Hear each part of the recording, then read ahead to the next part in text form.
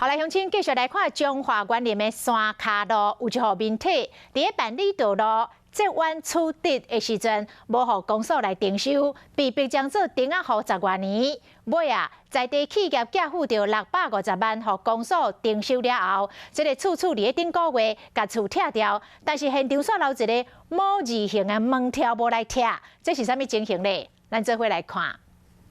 中华园林山卡路这栋民家厝，总算是8月份要拆掉啊！当初因为公所无征收土地，现场的厝主煞变成是路中央的停仔户，10几冬了后，总算是顺利向征收啊！厝嘛拆掉啊，但是外头一看，竟然有一个模型的门条，感觉怪怪的。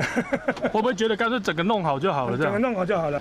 为什么留一个门条呢？原来这个门条唔是现场的厝主的，是其他的地主公家的。大家虽然讲是同意政府征收，但是补偿金超袂好。迄个所在，因为地主真济人哦，伊伫迄法律嘛一输啊，可能那个补偿金就很少，所以地主他自己没有拆除。